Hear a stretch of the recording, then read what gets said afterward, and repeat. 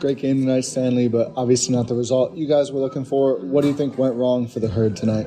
I think that first half, second quarter specifically, we kind of just slipped a little bit, and second half we were kind of just playing catch up.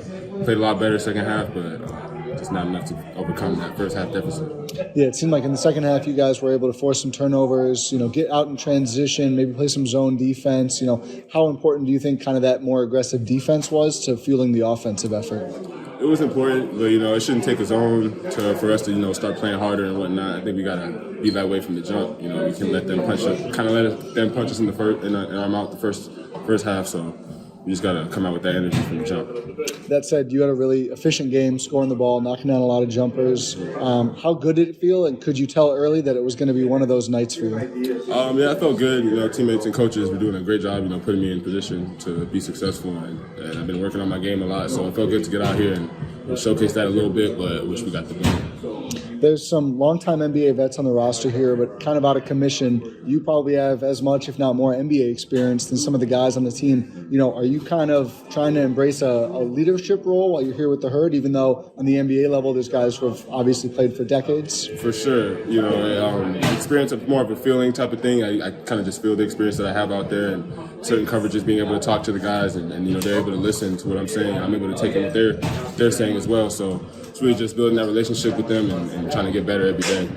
And from last season to this season, I believe it was an ankle injury for you, and I know you weren't able to participate in Summer League. Just want to ask, how's that feeling? How did that heal up? And what was it like signing with the Bucks and joining a new team while being sidelined with that injury? That was big. It showed that they believed in me. That they seen what I was capable of doing, and that they trusted that I was going to get bounced back from my injury. And I feel great. It was my first time playing big minutes since the injury, and I feel good. So I'm excited. Great to hear it. And then your fellow two-way player Ryan Rollins made a big impact before he dealt with an injury. But how encouraging is that for you to see him and some of these other young Bucks really getting a chance, getting an opportunity, and making the most of it this season? It feels good. I know that if we come in and do what we're supposed to do every day, then eventually the work's going to pay off, and people are noticing the little things that we do every day, just coming in, getting shots up. And Ryan's my guy. I'm so happy for him, and I can't wait for him to get back. Absolutely. And then you had Dame in attendance today. What is it like, first, just playing with some of the vets on the Bucks, him, Giannis, Brook Lopez, these other guys, and what was it like to have him come up, make the trip to Oshkosh to watch you guys play? That means a lot, to see him out there supporting us. That's our guy. So it means a lot to see him out there, and it feels good to be playing with guys like that and learning from guys like that too.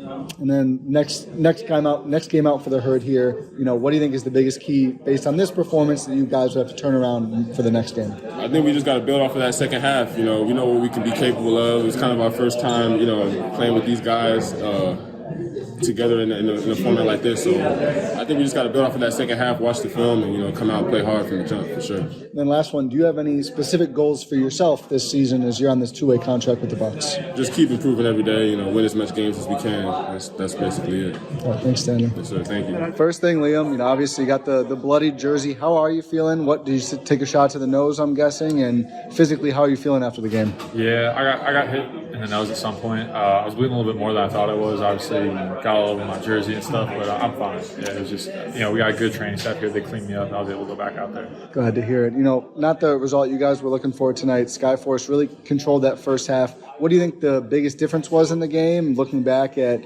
how they were able to build that lead and then hold on to it? Yeah, I think the biggest difference in the game is how they moved the ball. They were really swinging it. Some of that falls on me. I had a few turnovers in the first quarter, which I think got us out of rhythm. We couldn't play how we wanted to. And I think in the second half you saw, the ball popped a lot more. So, obviously we won in the second half, but, on the scoreboard we lost again. So just got to improve on that and make it a complete game. Absolutely. I wanted to ask about your journey a little bit. SEC Defensive Player of the Year, then unfortunately with the injury last season, didn't really get to play at all. How difficult was that? And, what was it like to get another shot here with the Bucks and then eventually get that two-way? Yeah, had a bad injury at the end of my college career, and then rehab back from it. Obviously, some complications arose with it, so I wasn't able to play last year. And then fortunately, this year the Bucks called me and said that, they had an opportunity for me, and I was really excited about it. And then obviously they believed in me a little bit more than that, so they gave me a two-way. So I'm really grateful for the opportunity they're giving me and hoping, make it seem like they made the right choice. Going into preseason, do you have any idea that that kind of upgrade would be on the table, and how gratifying was it after I think you had a very powerful preseason for the Bucks to then get the call and get that news? Yeah, to be honest, it wasn't even in my mind. It wasn't on the table. I was just going out there trying to compete every night and just get better myself. I haven't played a basketball game in almost it was like 584 days. Wow. So it was a long time. So I was just out there competing and just thankful for the opportunity and very blessed. Give all glory to Jesus for my Lord and Savior for giving me that motivation to keep going and then opening up an opportunity for me with the Bucks. The Bucks system prioritizes stretch fives. Of course, Brook Lopez, one of the greats. You were 1 for 2 from deep tonight. How important do you think it is for your career with the Bucks or potentially with other teams to be able to add the rim protection that you provide while also stretching the floor? I think it's essential. I mean, you look around the league, some of the best centers are, Jokic, Embiid, Brook Lopez. They all stretch the floor and stuff. So, if you want to make an impact in this league and even be a good role player, you have to be able to match what the guys at that star level are doing. So, I think it's important for me to continue to develop that and obviously learn when to pick those spots and then when to move it so I can be effective in other areas of the floor besides just stretching the floor out. Yeah, Dame in attendance tonight.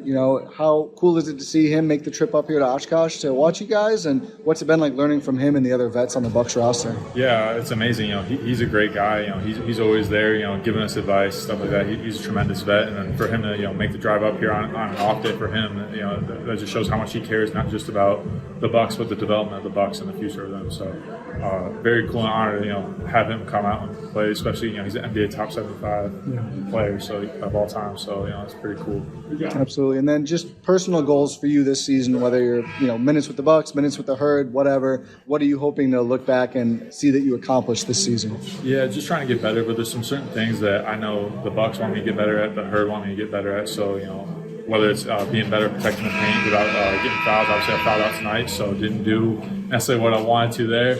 And then obviously on the other end, rolling to the hoop, finishing around the basket, and then making the right reads. Had a few turnovers where I probably should have held the ball a little bit longer and made a different read. So improving on those things, and hopefully by the end of the season, seeing a much different result than it was tonight. Yeah, it seemed like they really attacked your DHOs and your passing lanes, not just you, but the whole team. I've seen the Bucks offense seems to run a lot through the bigs at the top of the key. How difficult is it to kind of be ready to shoot, be ready to facilitate offense, be ready to screen, and do those things seamlessly into each other?